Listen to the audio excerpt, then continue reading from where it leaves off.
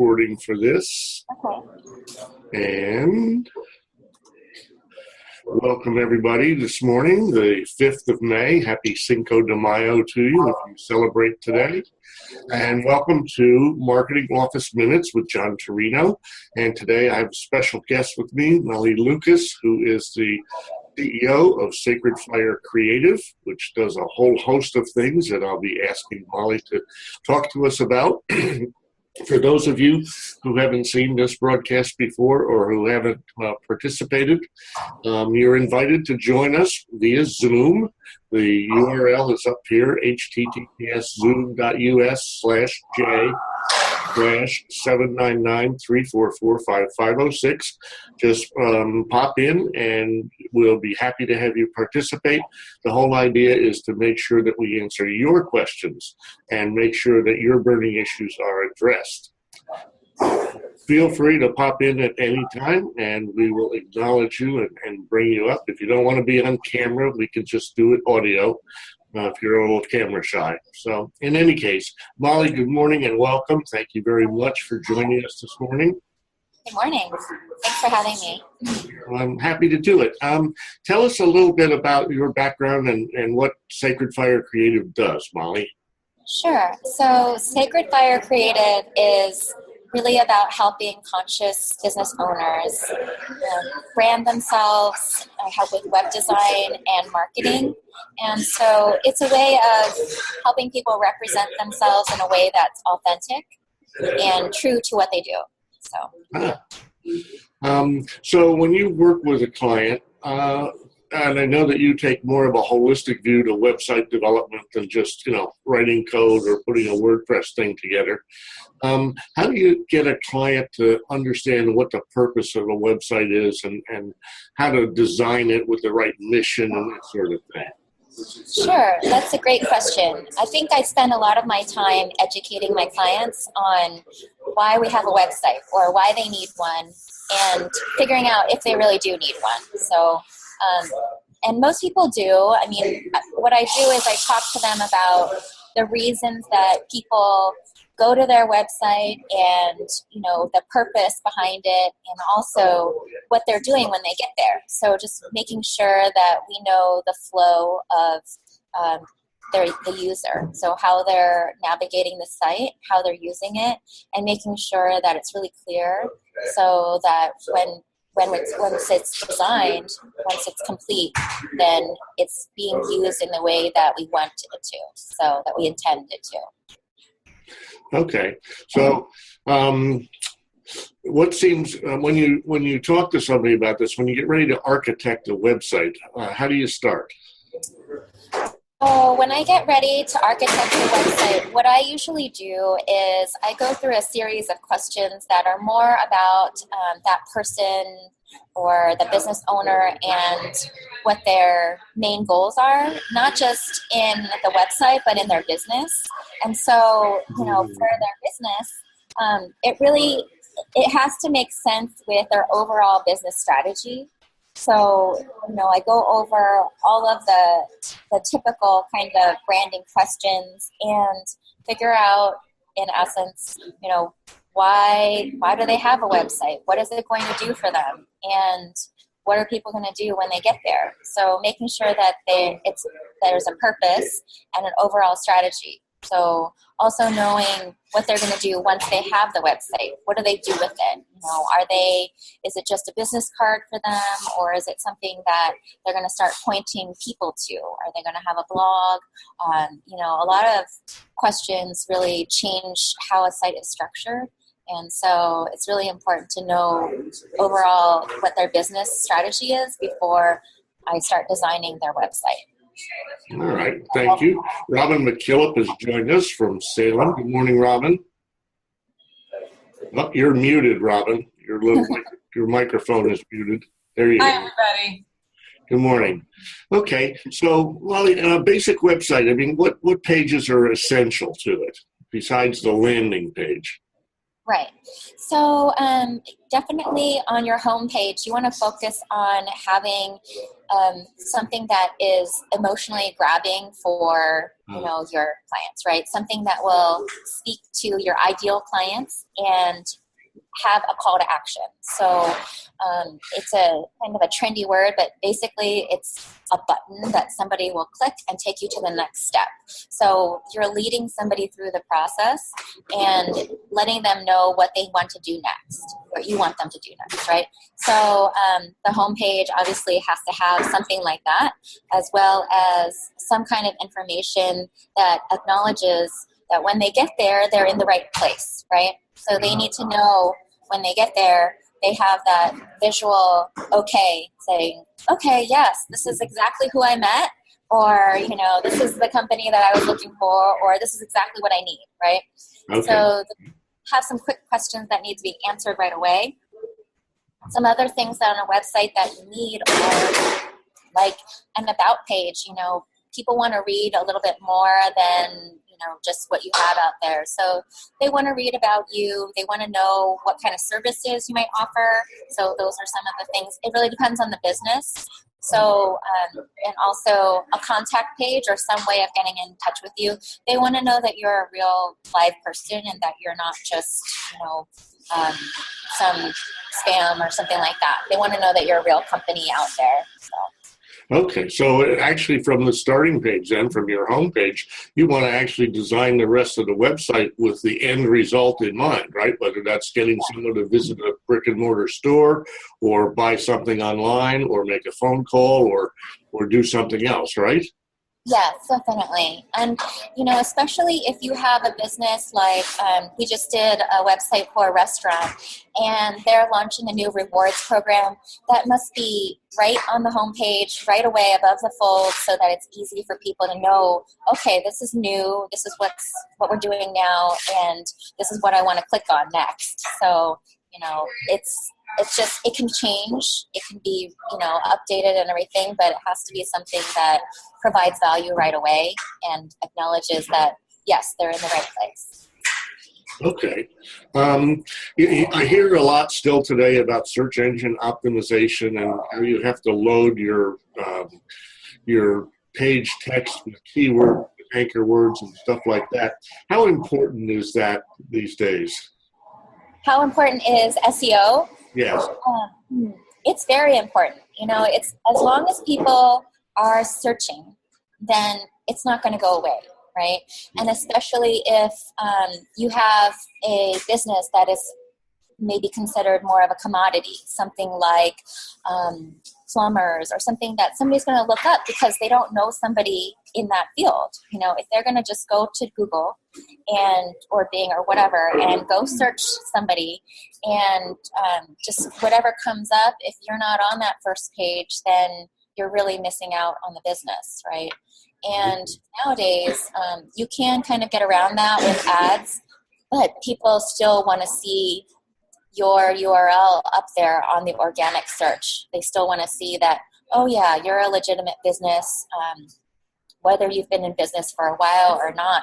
They just want to see what you're doing there. So SEO is really important, actually. And I should mention, John, that I'm really honored. I was just invited to become a faculty member at Portland Community College. And I'm going to be teaching SEO online and live this winter. So I think it's not going to go away, even if we're using social media to drive people to your website. That's something that is important to most businesses. Well, that's super. Congratulations on that appointment to PCC. I'm sure that there are a lot of people out there who could use that information, including probably web developers who don't have quite as much experience as you do. Yeah, keep us informed about those classes, and I'll put them up on the calendar I keep on my website. I also understand that keeping your website up to date and putting new information on it on a regular basis is also important to being on page one of the search results. Is that still true? Yeah, that's very true. search engines like to see new material. So there must be a place on your website where you can update it. And usually that's the blog for people, but you want to have just new material regularly. And it's just something that automatically will help improve your SEO, your ranking. All right. What about the actual content? Does it matter whether it's text or graphic or video? Yeah, so, a search engine like Google, they keep all of their algorithms private, and they also have RankBrain, which is, an automated system of machine learning. And so there's nobody that can really say, this is definitely what works or not. What they want you to do is provide content that is high quality content, and so when they say high quality, they mean original content. So they don't want you to just, they don't want duplicate content. So that's something that's important. They want to make sure that it's your own original content, and they want to make sure that it's relevant to your field.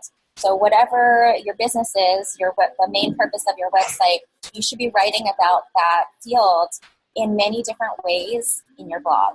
And so one of the things that I've been helping with my web clients and just like ongoing SEO clients is looking for topics to write about that are maybe based around those keywords that are low competition but high traffic. So not necessarily picking the ones that everybody's picked already and climbing up that wall that is really tough, but looking at it from a different angle and saying, okay, there's some other ways to go about it here where you can gain some traction in SEO. So.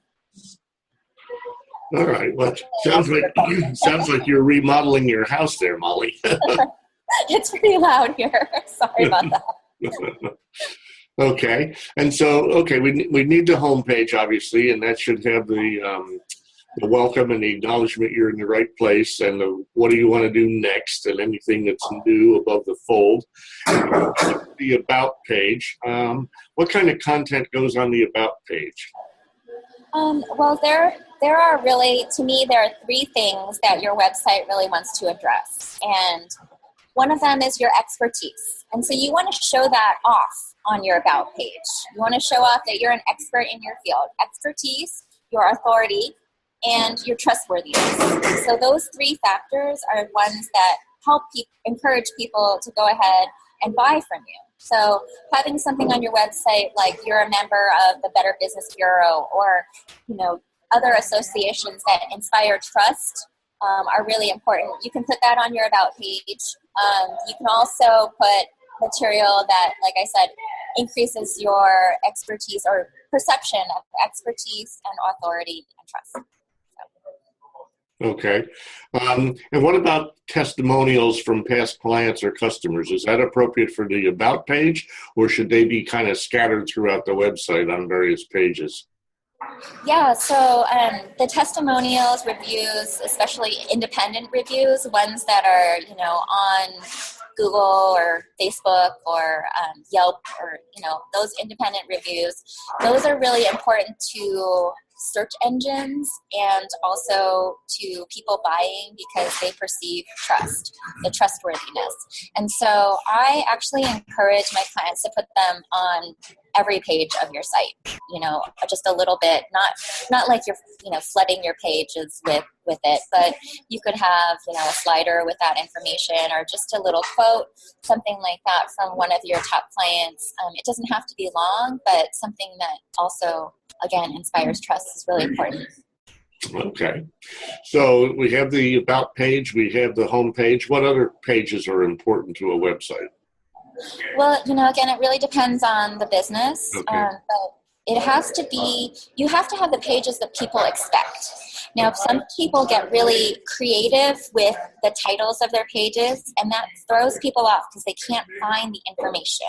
So if you are going to call your blog something else, then still keeping like the URL as blog will really help people be able to find it, right? And so, some of the things that you want on your site, if you're like a coach, you want to have your services or packages. You want to have how people work with you, right? So if they can sign up for online classes, however it is that people work with you, that's what you want to have on your site. And what about contact information? I've seen a lot of websites where oftentimes trying to find a phone number or trying to find an email address is like almost impossible. Yeah, I think that what happened is spammers kind of ruined it for everybody, and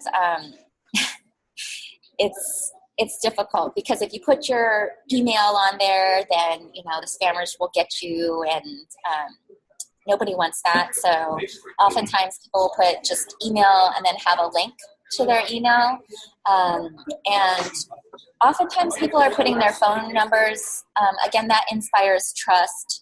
And we're seeing less spam through phone than through email. But even having the contact page form, it's gone in and out of style. Sometimes, people have said, oh, you don't want to have that anymore. But it's still pretty convenient for people who maybe they don't have access to their email at the moment and just want to send you a quick message. So it's just another way of giving people access to you. But either way, on your contact page, you can also have your social media links, because if you are connected through a third party or a group or something like that, then you're still going to be easier to access for people. And so you want to make sure that even though you want to avoid the spammers, that you still have a way that people can access you. Yeah, I could certainly empathize with that. I mean, my website originally had my email address on it, and most of the email I get into that John Turino box is junk and spam. So I took that off and added the contact page, and I kind of like contact pages. They seem, you got a place to put your question, and it's, if you don't get crazy and ask for blood type and DNA and mother's maiden name for stuff like that, that's pretty handy, and I get some pretty good things from that. So, and yeah, obviously a services page and or a products page kind of a thing. Yeah. And how about the e-commerce stuff where you're actually selling something online? Yeah, so when you're selling something online, I think it goes back to the trustworthiness. You want to make sure you have all of the signals that tell people this is a legitimate site. These are true products that you can purchase, and that you want to inspire trust in them and say, yes, go ahead and purchase my products. So having images of those products, good descriptions.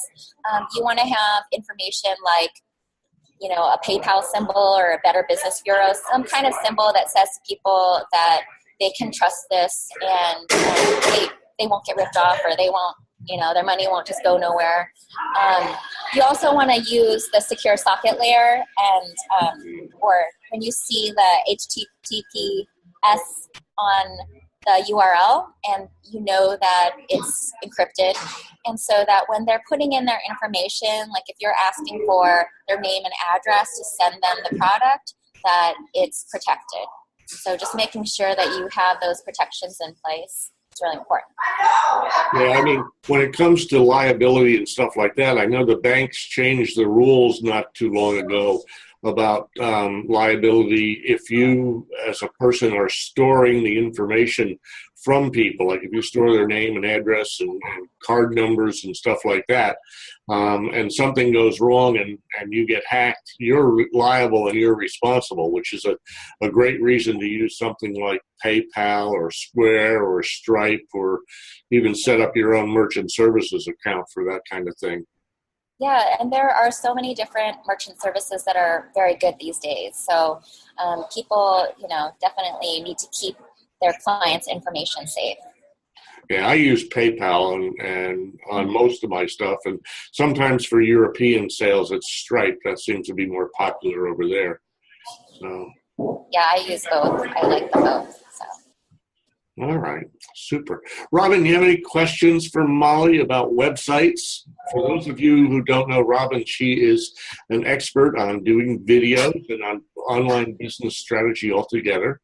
Any questions, Robin? You're muted again, so.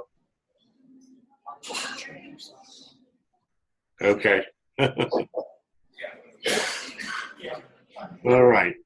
Let me think if I have another question or two on websites. One of the things that I've seen too often is too much small print. What do you think about typefaces and type sizes and, fancy script and all that sort of stuff versus, good old-fashioned Arial or Times Roman? Yeah. Well, people try to set themselves apart with different fonts and different styles. And again, it goes back to what kind of business do you have? But no matter what, it's really important that it's easy to read, easy to use. And I think another important thing is to make sure you look at your site on your phone and don't just design it for, people who are on their computers. I mean, there's a lot of evidence today that more and more people are going to be using their phones, using mobile to look at their website.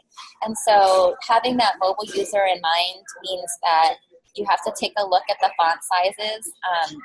I kind of err on the side of the bigger fonts. I don't know if that's because my eyes are getting worse or what, but I'm with you. I definitely think, it has to be really easy to read. And another thing I would just throw in there, I know you haven't really asked this, but I think it's really important to keep websites simple. People get really, aggressive about how much information they want to put on there. And there's a place for everything, but if you really want to lead somebody through that buying process, or, if you want them to learn more, if it's an educational site, then taking away all the distractions is going to be really important, for your users. I know for me, it's very nice when I have a site that it takes away all the distractions. It's just simple, it's calming, and it's very clear what people are supposed to do. So hopefully that helps. Yeah, I mean, it's, some websites have like carousels of photos and stuff like that, and you're trying to read something and it changes on you and that sort of thing. And one of the most annoying things is when there's so much graphic information and so much other stuff that they take forever to load. Right. Yeah. People really need to work hard on getting those page load speeds down. And that is one of the biggest factors of SEO. And people don't think of it as SEO, but that is so important to the search engines.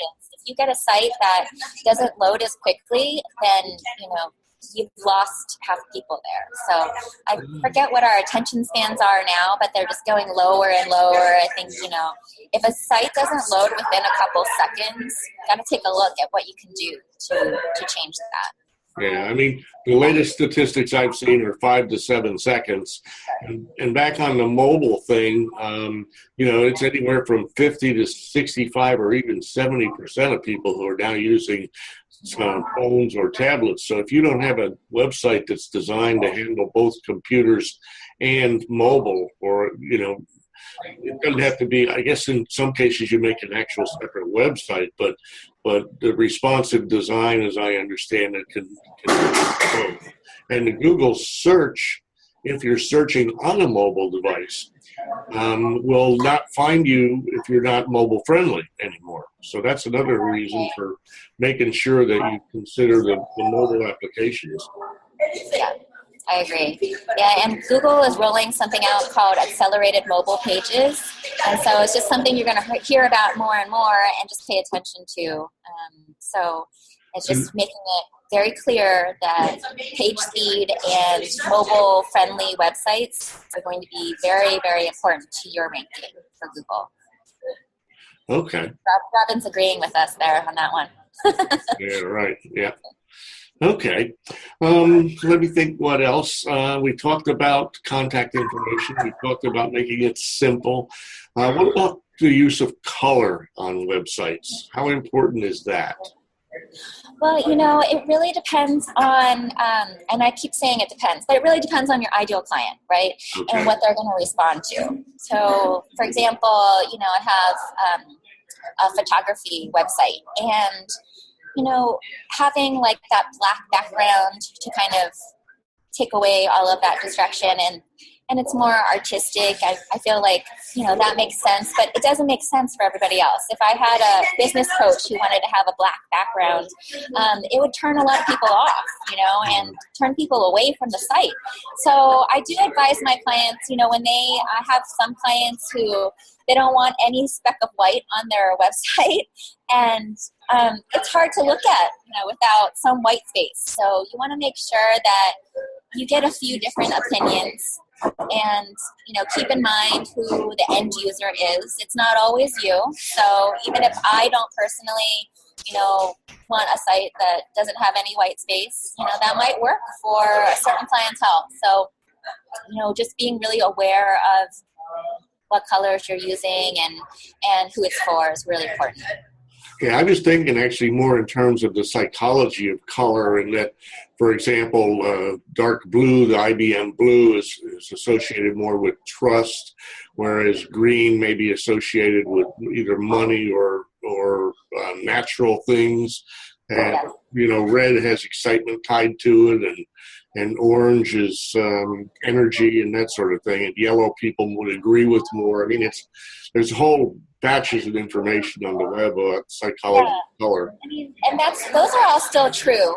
I just wouldn't get too caught up in saying that that's the only way that it can be. So, yeah. All right. So that's a detail to put on a checklist and say, okay, if I used a ugly color or I've done it okay, right? Yeah, I mean, we're still affected by all the typical psychology of color, psychology of sales. Those still affect all of us, even if we don't want them to. So just being aware of that and knowing what you're saying with those colors. So, yeah. Okay, super. And what are the biggest pitfalls that you would warn people against in terms of getting their website developed? I mean, you can go online, for example, with Wix or some of these other MoPro, and they'll build you a website for anywhere from 2 pages to 5 pages, and call it for a couple $100, or if somebody wanted a custom-made website, it could cost $10,000. What are your advice to folks on that? Yeah, that's a really good question.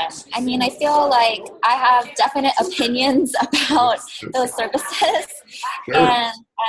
but there's a place for them. It really depends. If people have a certain budget, they don't have a budget for a website and they want to go to a free one.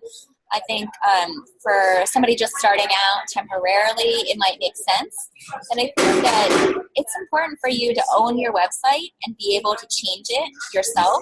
I think it's important to know how your website is built and kind of the longevity of it. Whether if you have a custom site that is going to cost you $10,000 to make every single change, then you got to consider, what you're doing there. And then also, as technology changes, will the platform you choose be able to keep up, that sort of thing. And also looking at, again, I go back to searchability. So are you using a platform that is conducive to search? And I tend to go with WordPress a lot just because search engines like it. It's very easy to go in there and adjust what you need for the purpose of SEO. And really knowing that where you start. So if you start on Wix, it's gonna cost you more in the long run to move to something else, right? If you start with a custom site, it's gonna again continue to cost you money for that custom site. So just knowing what kind of business you have and kind of the long-term effects. I think a lot of business owners don't really think long-term. They're just thinking like, well, right now this would be great. And I try to ask people when they're talking about website design or redesign, I ask them, I say, well, are you going to have this business for another couple years and then be done? Or are you going to have this for 5 years, 10 years, 15 years? And that's really important to know. And I tell them, oh, okay, well, in that case, if you're going to have a business for a long time, then we better build it so that it will last, that'll have that good structure foundation. But if not, then yeah, sure, do Wix for a couple years and then shut it down. Like that would be okay too. So. Yeah, I mean, it's awful easy to let the urgent get in your way instead of the important. And I see a lot of people do that, not just with websites, but also with other things. Like, oops, I need to do a quick mailing, or I need to do a blog, or I need to do an email campaign, and they don't necessarily think about making sure that everything looks the same, that the branding is consistent, that the messages are the same, and things like that. I mean, that's the kind of work I do, is helping people with that, so that when they do come to you for a website, they have some idea of what it is they're trying to accomplish with it. So great information today, Malee. Thank you so much. Thank you. We're just about out of time here for our half hour. Again, we will have another session coming up next Thursday morning at 9 a.m. My May the 12th fellow dropped out because of a scheduling conflict, but I have somebody who actually is volunteered to pop on with us, who was going to be talking about virtual assistants to help with marketing. He's a friend of mine from, 15 years ago now. He used to be the district manager for the farmers agency that and hired me, and I became an agent. He's now living in the Philippines or Singapore or someplace in Asia, and it'll be midnight his time, 9 a.m. ours, but he's going to pop in on May the 12th. And then our last in this first 5 episodes is going to be done on May the 19th. And let me see there. That's going to be Jeannie Park from Compass Rose Video. So she will be up. Let me get that up there. So let me remove this little text here. So Jeannie will be next week, or on May the 19th, rather. Ted Johnson will be on the 12th. And, of course, today we have Malee Lucas, who has given us a bunch of wonderful information about website design, and things like that. So if you're watching this replay, please do tune in next Thursday or the following Thursday and participate. It's very easy to use, free, and we'll get you on here. Thanks again, Malee. I really appreciate it. Have a wonderful day. And Robin, thanks for joining us as well.